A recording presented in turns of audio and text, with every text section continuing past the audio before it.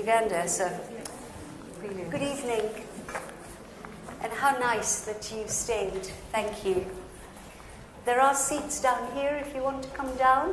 One of the problems we're going to have with sound is that people at the bottom will be better heard because of the acoustics. So if you want to take part in the debate and be heard, please do come down. And the panel will also have to speak up more than you would with a mic. I'm following instructions, which I don't often do. My name is Yasmin Alabai-Brown. I'm a journalist and an author. And I'm very pleased to be chairing this after-show conversation. I'm not going to call it a debate. It's a conversation. A moment, I think, for all of us to kind of do something about the feelings that these two plays have evoked in all of us. And it always helps when we're in a crowd and we've had the same experience. But I wanted to make a few comments. What I'm going to do, I've got 4 amazing people on the panel.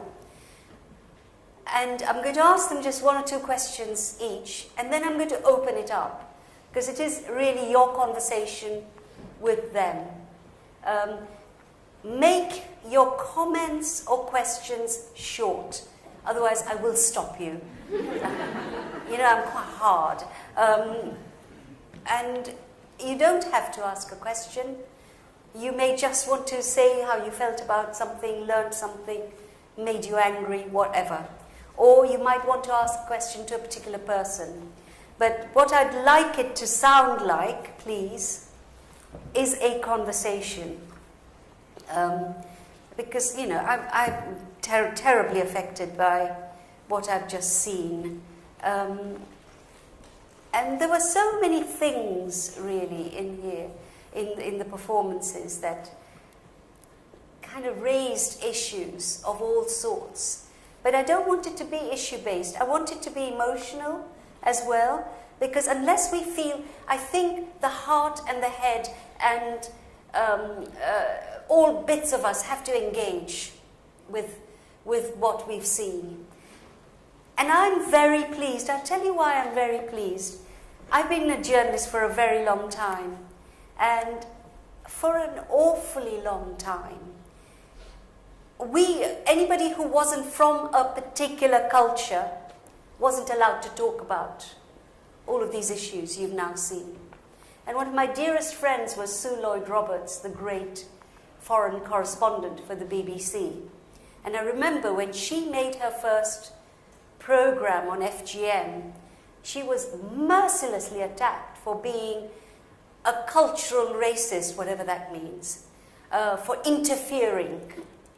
And I'm just so pleased that we've come into another era where that kind of thing is gone, that in a globalized world, we all feel a complete obligation, really, to talk to each other about some of the injustices that are affecting men and women, but today we're concentrating on men, women, and maternity, and their bodies, and the societies. And some of the lines are going to stay with me.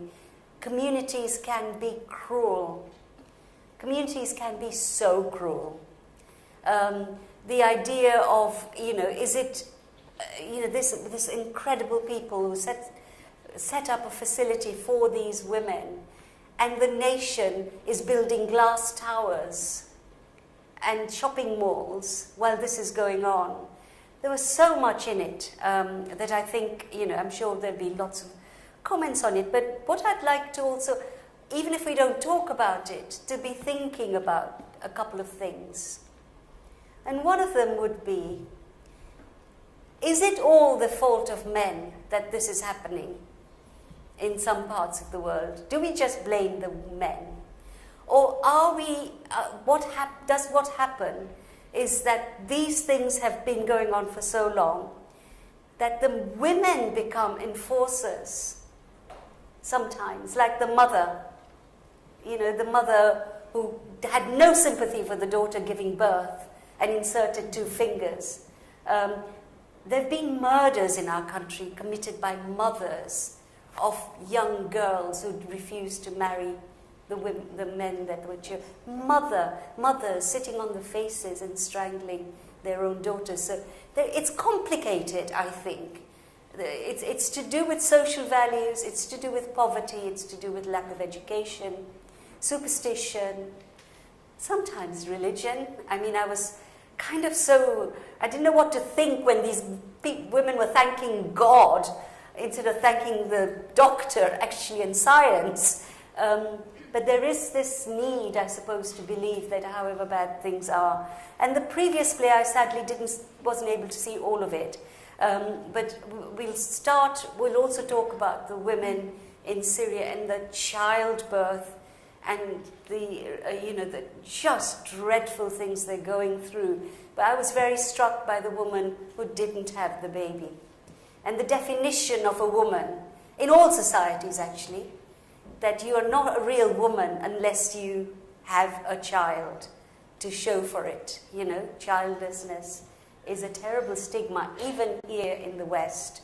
So lots of issues to be thinking about. I've got, as I said, 4 just stunning people who've done so much with their lives. And I'm going to ask them a question. I'm not going to read their entire biographies because they're just so impressive. I'm kind of feeling inferior already. But I'd like to start with the man. Shall we blame you? So let me just very quickly introduce Mukesh Kapila. He's the Professor of Global Health and Humanitarian Affairs here at the University of Manchester, and also does a swathe of other stuff in international health and so on. So may I use your first names? Please. Is that okay? We're having a conversation. So Mukesh, do we blame the men? Could men be the agents of change, since they are the powerful ones even in the poorest societies? I knew there was a reason why I was invited. Yeah, we're victimizing you. We're victimizing. So I think when I really look very deeply into my own soul, because you did tell us to be emotional. Yes. There is no doubt it's true that a lot of the problems that we are seeing are caused by men, whether it's wars, whether it is the way they subjugate other people, or the way they deal with problems. So I have to admit that from the pure evidence, from pure scientific angle, if you wish, men have a lot to answer for. Having said that, I think, I'm afraid, women cannot solve the problems without the men. I mean, women talking to other women about women's problems, quite frankly, hasn't achieved very much so far. And as you have said yourself, I think today it has become much more complicated. It is not just about men and women, it is about the whole of a society problem. And also it is not just about tokenistic female leadership. After all, we've got a female prime minister again now. Yes! I love it. And maybe we'll have a female president of the United States as well. But however, this goes beyond tokenism. It is when we have to really tackle the fundamental underlying causes of injustice and inequality that we are going to see progress. And that requires people of courage of both genders, and to really confront fundamental differences and fundamental ways of doing things. So I hope very much this will not lead to a gender war. The last thing we want is another war, this time between the genders.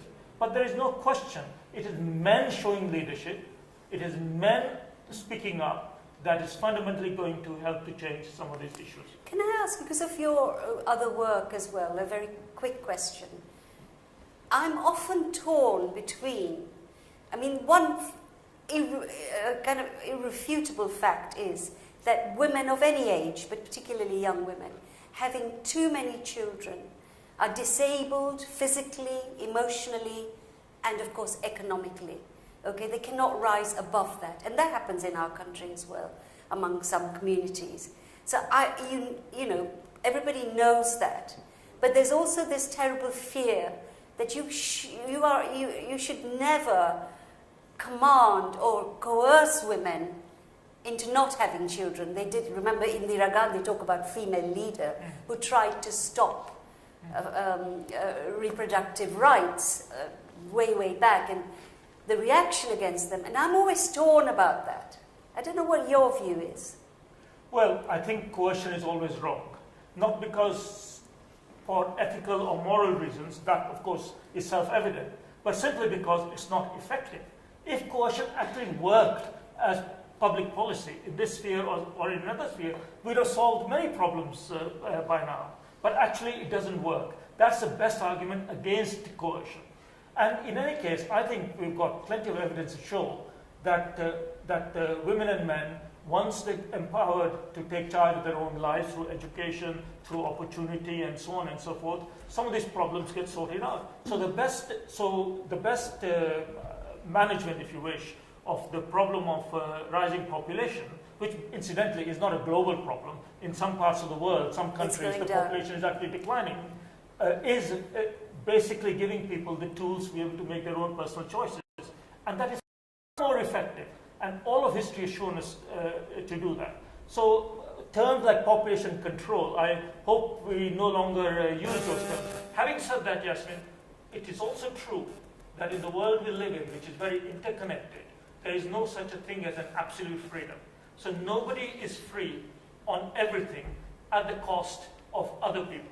So obviously, people have to look at the implications of their own personal decisions and how it affects other people. Thank you. So Nana, I'll come to you next, if I may. I've known about your work for such a long time. And I've known how you've given your life really to the FGM cause and done it with such dignity and also fistula.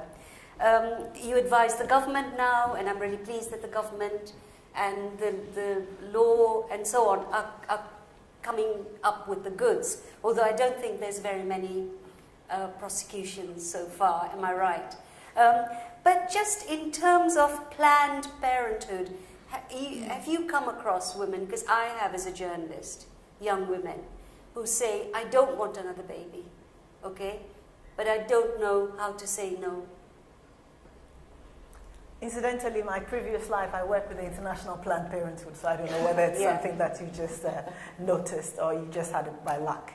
No, I've got a whole very good bio. It will take me all evening to read it, so I'm not going to.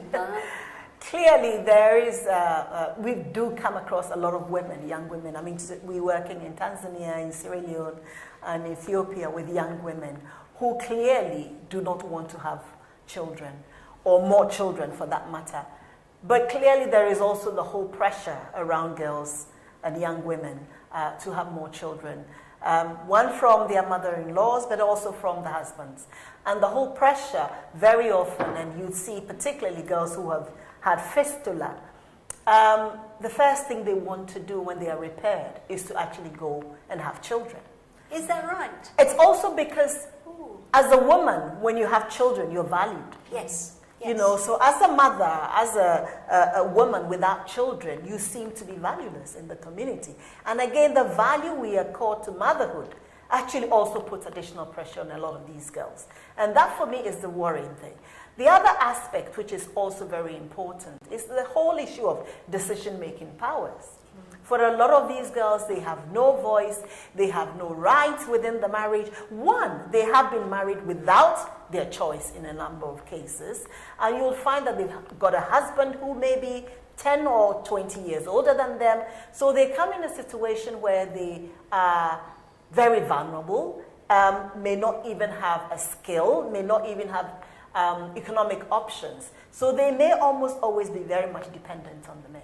And so even having to not have children, you know, they may have to sort of go clandestinely to actually use family planning. But you know, one has to remember, this is happening here too. I remember years ago going to the London hospital where young Bangladeshi women, mothers, were so depleted by the number of children they were having. And we had a terribly, I don't know how to describe her, quite a robust doctor called Wendy Savage Do you remember Wendy Savage? And she and I used to have these big rows because she had this view of, oh, these third world women, they just drop babies and they don't need painkillers and it's a wonderful thing. And it used to drive me nuts. It used to drive the mothers nuts. The other interesting thing that has just happened in the last 3 or 4 years, and I don't know if you're hearing about it, some young men who are growing up in this society, where FGM is part of their community, are leaving their wives. And I've met a number of them. They've asked to meet me. And why are they doing that? Comes back to what you were saying. They see these movies and they see women having sexual pleasure. They want these women to have sexual pleasure, which they can't really. So they come to me and say, I'm leaving her because she's not enjoying it. So I say to them, so why? What have you done to her that she can't enjoy it? Now this is a triple punishment. This is so they might be the movers, if you like, part of the movement. From the male side, I don't know. It's quite interesting. It's very interesting, and Forward is working with this European project, and I say European, they soon lose that. The whole idea of that project is a partnership with European partners to really look at men's role. And the project is called Men Speak Out. And it's about enabling men to speak out against FGM, to talk about the abuse, but also to take action within their own communities. And one of the slogans is saying that FGM is my issue too. So for them to really start to have those kinds of conversations with other men, but to also work with their wives, work with their siblings, and enable this to come to an end. Because if men's voices are heard stronger, it would actually tilt the whole prevention work. Fantastic. So now I'm going to come to you last, Meena, because I think you're going to cheer us up. Not that everybody's depressed us, but I just think you're part of the future, aren't you? Really. So Mary, you're a gynecologist and I can never say this word. Obstetrician, and you've got a 4-year research fellowship. So, and where have you done your work? In Ethiopia and elsewhere? And what is the research about? So I worked as a clinical doctor in the UK for a long time, and then had the opportunity to go abroad as a volunteer to work in Ethiopia with an organisation called Voluntary Services Overseas, which I'm very grateful to for that vehicle to be able to travel. And Ethiopia is one of the poorest countries, so there's a lot of funding that's gone into Ethiopia to try and improve the care for mothers and babies there. So I worked as a clinical doctor in one of the hospitals there. And before I went, I did a lot of research and read up on the statistics of how bad the care was for the women there. For example, over 600 women per 100,000 die, and there's globally there's 2.6 billion at childbirth or for other reasons? During pregnancy, yeah. Oh, really? Okay. And globally, every 2 minutes a woman will have died during and after because of complications during pregnancy. So I knew all the numbers, I read up on the numbers. But to actually be there and then to work and to work clinically alongside colleagues and to work in the hospital with the infrastructure, it was a totally different story. And to smell the smells of the hospital and to really deal with the frustrations that the local doctors and the local midwives were dealing with was a different ballgame altogether. So because of that experience, it's really renewed my enthusiasm to work in a department or to work in a research department to really try and inform policy. So I worked at grassroots or community levels, but I'm really passionate about improving the care for women before, during and after pregnancy. At policy level now to provide research. Good luck. Yeah. We've got a new lot of people now in power, haven't we? But one of the questions, because we've talked about getting the fistula repaired and then having another child and another child. Does the tearing happen again? Does she have to have repeated repair? Yeah, I think the play did touch on different types of fistula, and it did actually cover obstetric fistula, which is due to lack of access for cesarean section. But there was complications of female genital mutilation, but also normal complications that a woman in the UK will suffer, for example, normal tears and complicated tears towards the back passage. So some of those tears are repairable and There is a risk that it will happen again, but for fistula, it's really complicated surgery. Is it? And it's very difficult for women to become pregnant after a fistula. Oh, okay. Okay. So that must make a difference to the relationship, to the marriage, and so on. Absolutely. Yeah. Yeah. So, Minna, you, as I said, you're the future. I want to, if possible, for you to comment on the first play as well, on not only the kind of just unbelievable agonies of the Syrian and other refugees and what the women's stories we heard, but also where you obviously find your energy, your confidence and your optimism. I think, I've read your stuff and there's an amazing strength there. Is it important to keep that strength? Because otherwise we'd all kind of just sink into terrible sorrow. Yeah, of course it is, and thank you for having read my stuff. It means a lot because I really, you're a role model. I'm to so me. jealous that you're young and beautiful, and I'm glad that I get to address the future, and I don't know that I'm only optimistic about it. I'm a pessimistic optimist or somewhere in between the two, but I do think that the central question is the future and the question of who is responsible for the future. And I think to answer that question, we have to think about who is responsible for the present. And, touching on things that everybody has already spoken about. First of all, the question of do we blame men? And if we think about who is responsible for the present, we do certainly need to acknowledge that male hegemony is very much a part of the present. I think we can look at it in two ways. So firstly, we tend to feel that the state is responsible for many sectors in society, including reproductive rights. And of course, the state is a patriarchal one all over the world. So men are responsible in that sense. The other institution that we hold responsible, especially in the global south, is religion. And religion, again, is patriarchal. So these are certainly things that, this is the present. But when we look into the future, and if I had to address who I think should be responsible, I would say artists. Creatives, and I don't think, I know this is perhaps not controversial, but maybe an unusual group of people to hold responsible for the future of society and current affairs. But I think that, as you were saying, in terms of feeling and emotion and what these plays have done tonight, and everybody who's here, I'm sure, has understood the issues that we're discussing in a visceral way, and that's what art does, in a way that other institutions And I think it's fantastic that we're getting more and more testimony-led plays. We have Nicholas Kent in London and a lot of people, and sometimes life is more terrifying, tragic, dramatic and unpredictable than art ever could imagine or write up. But to go back to the Syrian play, the thing that struck me there was the child, the woman who didn't have a child and therefore was chasing after her man in order to gain that affirmation, that validation.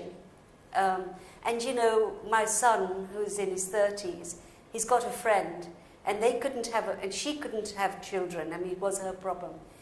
And she, very educated woman with a wonderful job, adoption, not an issue. And I remember her saying to me, if I don't have a child, I am not a woman.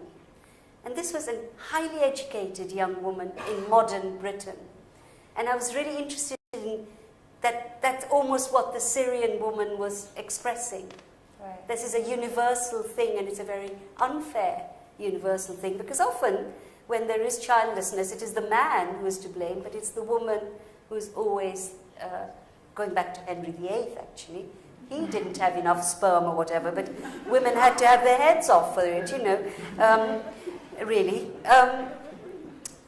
So, in terms of the Syrian stories, the one that really touched me, I have to say, is leaving the baby sleeping in this place. She couldn't have that child because the way the child was conceived. And of course, around the world, in Congo and southern Sudan and so many places, Bosnia, children conceived through rape. How does a mother love that child? And some have learned to love those children. So I found that the definition of woman as mother seemed to me quite a universal thing. We're going to open up now, if we can, as I said, speak up, please speak as loudly as you can. And if you want someone to answer your question, do tell me who you'd like to speak up. Otherwise, if you just want to make a comment, share your feelings, that's fine.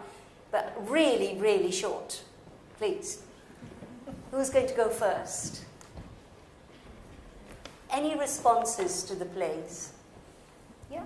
Yeah, I really appreciated all the plays, and I think the storytelling is incredibly powerful. But I teach lawyers in my day job, and I'm really interested in how we move beyond storytelling and into kind of policy. Do we need hard cases to make good laws, and what can we afford to wait for 50 years until people, individual people, however well-intentioned, are sufficiently empowered? What do you I'm particularly interested in hearing, I'm sorry, I forgot Mina. the person. Yeah. So sorry, I didn't quite understand how we move storytelling into actual policy. And law, using the law. Storytelling is very powerful Yeah. in changing the minds of future lawyers and the legislature and all of that. Yeah. But I'm really interested in how that combination works. So we go beyond storytelling and really influence policy making and law and deal with some of the kind of maybe the coercive bits of changing culture.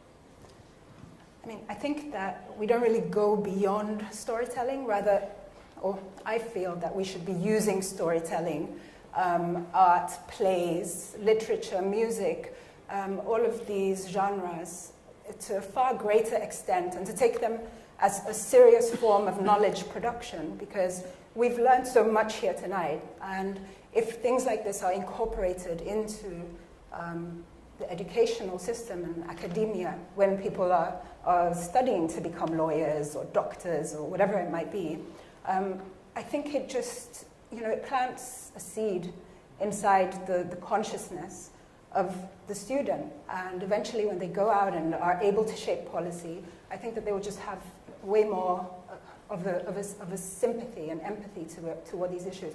I mean, we have so much policy, we have so much information, statistics, it's rife. What we don't have is the emotional change, because real change it starts in the gut. That's where people feel the sentiment that, I want to make a difference, not in the head.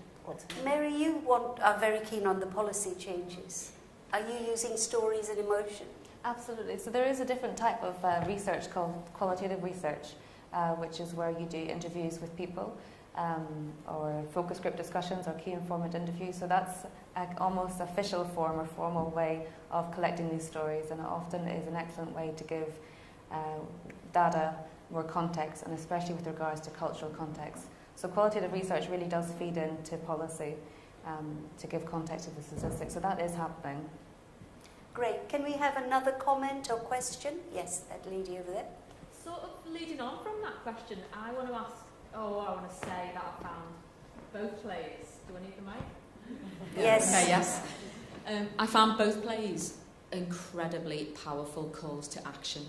So, as an individual, what can I do? I was good. You've stolen my thunder here. That was what I was going to come to next. What are we all going to do individually? Hold that, because we're coming back to that. But Mukesh, just to, you've been doing this at micro and macro level for a long, long time. There must be things that work, that you think have worked to change attitudes and practices. Is it the law? Is it policy? Is it cultural change? Is it challenge? What is it? Well, I have spent decades in so-called policy making. A number of insights. The first thing is that actually there are very few shortcuts. And actions which are not sustainable or sustained or underpinned by long-term secular investment in whatever the foundation is for change will unravel. So I agree emotion is important, as you said, Mary, but we have seen too many bad policies and too many bad laws based on emotions. Okay. Because emotion is also about the prejudice, the lowest common denominator. And we see this in relation to the debate on migration. We see this in relation to the debate on Brexit. It is so easy for policymakers to hide behind popular emotions. So I've learned over time to be very wary of my own emotions, let alone everyone else's emotions. The second thing I've learned in this business is that the most important factor is an aspect of emotion, but a specific aspect, and that is empathy. Empathy. Yeah. And I do not know, but I have yet to come across many lawyers, with respect to our lawyer friend in the audience, who actually really have empathy in what they do. This is no disrespect to lawyers. There are many good pro bono lawyers and all, they do a lot of great things. But I'm a doctor, and I trained in Oxford, and I got the best education in the world. But now in Manchester, Oxford is second best now. But the point is, I learned to be an expert in my area, but I never learned any empathy. So there is a public deficit in society. We teach people, we are highly competent and proficient in what we do, but somehow we are losing out on something of that. So if you want to make good policy, settle down. This is a generational task. This is not to be fixed by tomorrow. Okay. So that I would say that that's really the foundation for ultimately answering your question. What do we do actually as individuals? So Nana, is it illegal now in Kenya? I left such a long time ago. I don't know if the law changed on FGM in Kenya. Clearly, there has been not just the law, but also the policy and enabling and communities to work towards prevention. Earlier you mentioned that in the UK there hasn't been any prosecution. Clearly a lot of people see prosecution as the answer. And I think when it comes to a cultural practice, and you can see that the basis of FGM is very much part of the social fabric, a norm that everybody adheres to, it becomes very difficult just to prosecute, to actually end the problem. Yes. So you have to engage and enable communities to be very much at the center. And Mary, you were talking about peer. It's amazing how you do participatory research and bring not just the voices, but creating a platform for those who've been affected to engage policymakers. Very often that's the missing link. You do not have that missing link with policymakers and voices of communities. Yes, UK sometimes does that, and I know that the recent Home Office inquiry worked with some... they got evidence. They brought evidence, and that also is very powerful in enabling that kind of engagement and getting the voices. But clearly, we are very much aware that, yes, the policy and the legal framework is important. You have to also support those who have been affected. And a lot of times, it's very much those who have been affected, what do you do to them? How do you enable them to get the support and services? I certainly think that having those, telling girls in school about, warning them about certain periods of the year when they're being taken home, giving them those leaflets, informing them, empowering them, has had some effect. So people were very nervous about that. It was a very simple policy, really, to put these leaflets in. It was the same with forced marriages. But these simple things sometimes can have quite an impact. Can I have somebody else from the audience? From upstairs, if you will shout. And one here. Yes. Yeah, mine, I don't know if there's an Just get a... So remember, this is being live streamed, which is why your voices have to be heard properly. A call to action, and on a practical level, the traditional birth attendants have all been, there's no training anymore. The World Health Organization stopped training them, and nothing's been put in its place. And all of these problems that we're talking about are happening in rural areas, mostly in rural areas, where there aren't health facilities. And these same women, then, they still do deliver, even though they've been told not to deliver the women. They still do. There's nobody else there. And they say the women have got to go to the health centre. But if you live up a mountain and, Sure. you know, it's your second baby, I hardly had any pains with my second baby. The waters went and the baby was there. You know, I wouldn't have got to a health centre. And, you know, so what's going to happen? How long is it going to take? And the same with the FGM, because often the TBA is also the circumciser. That's another thing that didn't come out in the fistula problem. The women who've had the FGM, serious form of FGM, are cut again by the TBA, 2 cuts, bilateral episiotomy.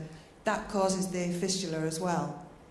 I've worked with a group in Kenya, and they say that over 50% of their fistula cases are caused by the home episiotomy.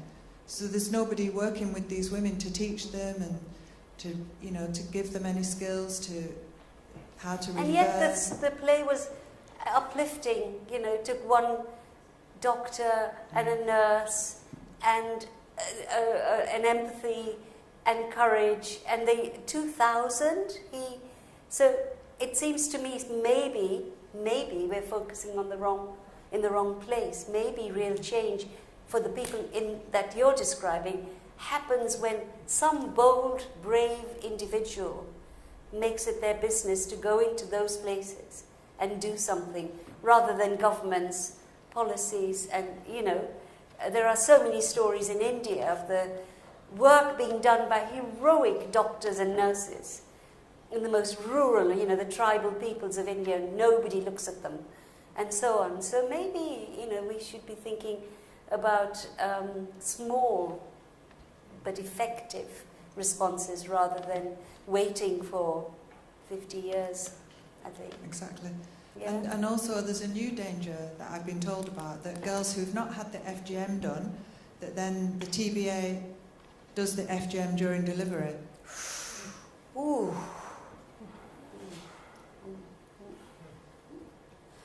Any other questions? Can we hear from a man?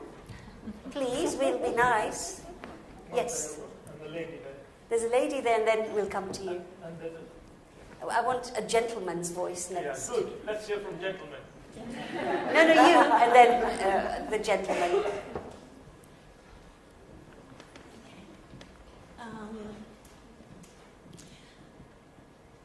Really reflecting more on the first play, I think the way forward is certainly not to blame the state or men. Men have been born as well as women. I think that we have a global responsibility to magnify birth in all the senses of that word, and to raise its status against the unnatural death in the world, predominantly caused by war. Of course, it is effective in population control. Thank you. Very good comment. Thank you. Very movingly spoken. I've sat here for 2 nights listening to people blaming men. And I agree. I agree that men are the major cause. What I can't quite understand, though, is why women allow them to be the major cause. There are as many women in the world as there are men, and how so many women can just allow it to happen. Yeah. I mean, I know it's an extreme example, but women wearing burqas and that whole situation is absolutely appalling, and yet women allow it to happen to themselves. And why don't women generally get together, rise up and say, enough is enough? You know, all these wars going on in Syria and everywhere else, why don't women collectively do something about it? I know it's a very grand statement, but there's a germ of an idea there, I feel. Responsibility for themselves as well. Sorry, I will come to you. It's getting hot here. It's getting hot. Very good. Your mothers forever. Here, we've got a young lady to speak here. Is there a mic? Yes. It's just like, why don't the men take responsibility for themselves? Why do the women have to constantly be the mothers and tell the men, come on, be responsible. Be responsible by yourself. Without the woman having to tell you everything. You see, these young women are going to take over the world. I'm telling you. I'm telling you. Yeah, but you know, we have to be also kind of think about how many educated women in our country, in the West, in America, who allow themselves to be dominated and abused by their husbands for years, for decades, because to pick up that courage is so difficult. Because, you know, how many centuries have women been told, and even now Mr. Farage is telling us to go back into the kitchen or whatever, and you know, so there's this pressure about what a real woman is, and it's very, you know, I agree with you. I completely agree with you, but it's hard.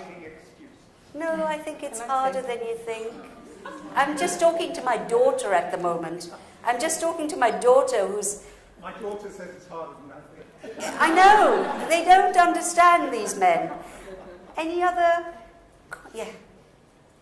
I must say, you're being so brilliant. You're not making lectures, and you're a fantastically engaged audience. It's lovely. The only point I was going to make in response to Mike was, I think it was Simone de Beauvoir, great heroine of mine, who said the only true independence is economic independence. Yeah. And that is what women don't have, or very few of them have. And I think that is the sort of fundamental. Yeah. There's a young lady in the front who was going to say something. Hi. I'm going to repeat a sentence that was said by one of the Syrian protagonists. That is, I'm not asking to stop the war. I'm really here asking why there is not enough healthcare in the camps. Why is it really so hard to get anything to Calais, to the jungle? I'm not asking why not they are here in the UK. Why? These are big whys, and you're not responsible for answering this. But I really don't know why only volunteers can help in Calais, for example. I've talked to Mr.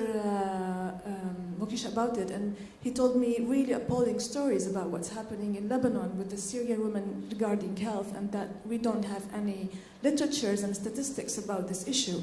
And I can really count any weapon that any guy, having in any small city in Syria that you don't really pronounce it very well, but at the same time we know what kind of weapon he has, but we cannot really have any statistics and literatures about healthcare.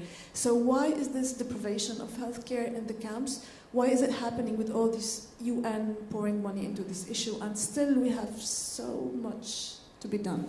It's really a question. I know it's a kind of a very huge one, but just to enlighten me maybe.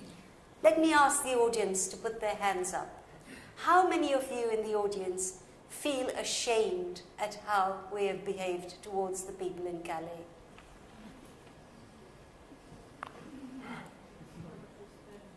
Yeah?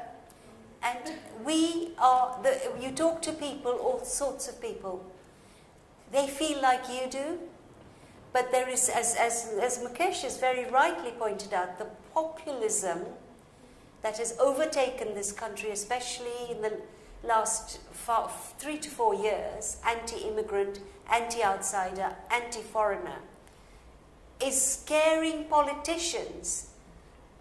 Politicians need to stand up and say, this is a humanitarian crisis. We will do what we need to do. Never mind the next election and whether you lot vote for me. Nobody's doing that.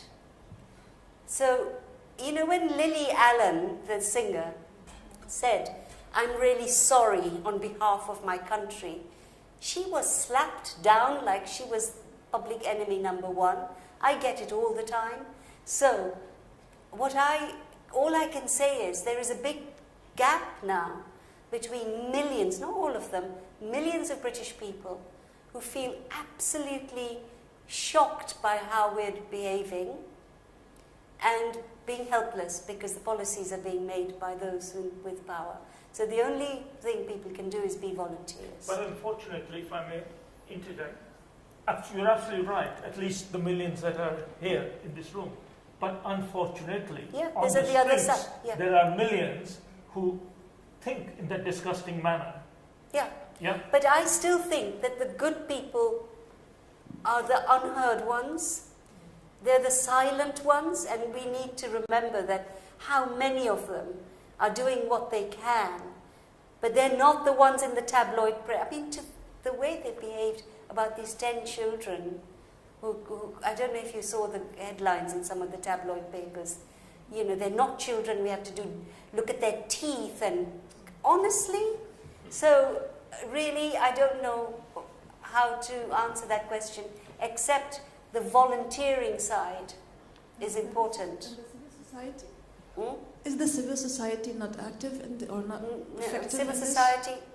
I think the factual answer to your question, having been in Calais earlier this year, is that because it's not recognized as a camp, the French government will not allow the official humanitarian organizations to go in, so that the refugees do not have the protection of the United Nations High Commissioner for Refugees or the International Red Cross or anything like that. So the only people who can go into the camp are basically citizens and who are organized in whatever way they can organize themselves.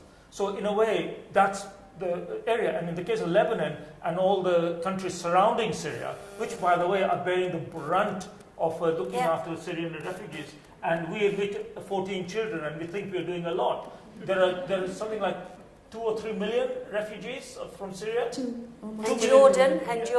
In the neighboring countries. And I've traveled around there and seen, for example, how even though the governments of those countries are obviously very sensitive about this, ordinary people are extending solidarity in ways that ordinary people in Britain are also doing so. See, so I think this is the dichotomy. There is an epidemic of compassion and concern, if I can put it that way, and that is universal. That is in Britain, that's in France, that is in Lebanon and in Jordan and anywhere you go and see. But at the same time, we have governments and official policy makers who have other considerations, geostrategic, security or whatever, and so on. And that gap is where, to be quite honest, we are struggling to find a way of mediating. And the only thing I can say in terms of what we can do is to really quote Mahatma Gandhi when he said that when something is really unjust, then rebellion and fighting back is the only answer. Absolutely, Yeah, Mandela and I'm not said talking it. about violent fighting back. I'm just saying disobedience, actually not complying with unjust laws, unjust provisions. And maybe it's time for citizens to stand up. And I thought one of the most nauseating things today was to hear Theresa May talking about how awful the war in Syria is, and let's do something about Russia. It's dreadful what's happening to the people of Syria. And the same woman, when David Cameron said we would take 3,000 refugees when she was in the Home Office, she never took them. So I don't understand how you can do all of that. But here are some suggestions. I'm going to ask you all for some others and what you can do. Every time you see the media, especially the broadcast media, do an unfair report on the refugee crisis, write to them, because they have to heed the number of letters that come. Write to your MPs. I write to my MP almost every week. Every week. And she's lovely and she's with me and with us.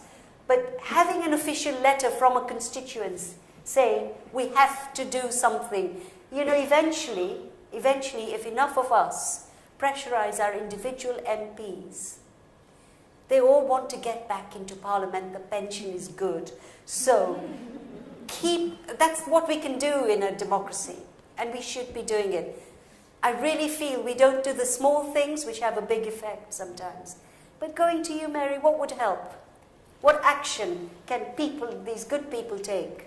I think, yeah, we live in a global community. I think we all can have we may not have the political power to change things, but we do have a personal ability to change our perspectives, to understand other people's cultures, and to get involved in local non-governmental organisations. And not necessarily, everybody doesn't have to travel to different countries to really understand the problems, but you can get behind people who do and support the organisations who do provide aid and who do work to improve the quality of care for people in different countries.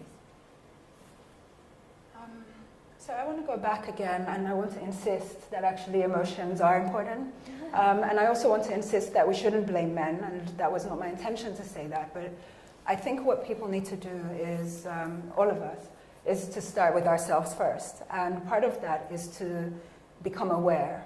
And part of awareness is to look at the systems which have created these problems. And there's, we cannot at the same time deny the fact that whatever institution you look at, be it, the people who shape ideas, people in government, religion, etc., there is a tendency for the people who are making decisions to be male and to be white, often.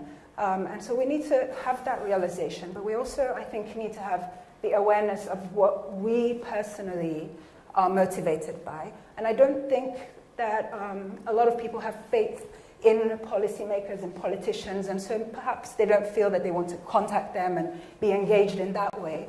In which case, the important message, I think, is to do something, but figure out what can you contribute with? Can you share information about the plays we've seen tonight, or another story, or whatever it might be? But I think to become engaged and to start with ourselves is how change happens.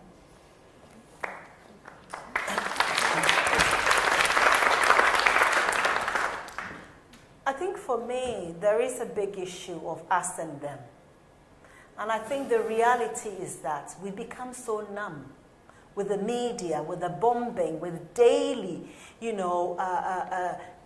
visuals that really makes you feel that it's over there and it's not us. Mm-hmm. Because when it's us, it hits us. And when it's us, we actually say why. But when it's them, we don't. And so it's for us to really look at the fact that we are global citizens and that what happens there should happen here. And we need to really ask questions. And I like the fact that you're saying that, are we asking? Are parliamentarians, are we asking questions? We also need to ask, where is the money going? I mean, we're looking at money for refugees. Why go all the way to Syria and bring people when people have struggled to come all the way to Calais? And you can just put them on the Eurostar and bring them here. So sometimes I really don't understand policymakers. And it's very much like, okay, we'll stop them from, crossing the waters because we don't want to see it. So we don't want to see the problem. But we know there is a global problem. And that's a real issue in the sense that we see our governments as being the brokers, as quite a lot of these decision makers. What are they doing at the UN? Why are we not, using the processes that we have to ask a lot of these questions? And it's for us to ask. And I think it's important that we take action. We really ask our policymakers, where is the money going? Promise me you're all going to write to your MPs. It's a promise, okay, a vow. I have to push on because we've got to finish at 10, and I think we're just about to go over. So, last comment from you. Right, 1 minute then. Right. I have become suspicious of big ideas, grand frameworks, great visions, if you like. When they appointed me a professor, much to my own surprise, along with that came the pressure to invent something, to discover something, some new gizmo, some new technique, some new material, if you like, you see. And I realized that if you look at the evidence of history, all the great changes of history have not been brought out by big ideas. They've been brought out by small ideas, but done everywhere. So I would like to be known as the professor of small things, which is, and that's my kind of message to all of you. Do small things wherever you are, but do it on scale. And do it with conviction, do it with passion, and do it without compromise. And be willing to pay the cost of it. injustice can never be confronted without cost. And some of the cost is a personal cost, if you like. So if you're not prepared to bear the personal cost of confronting injustice in and around you, then your words of activism and concern are useless. So when you're prepared to pay the cost yourself, then I think you might be able to actually do something for the rest of the world. And the small things that matter, not the big things.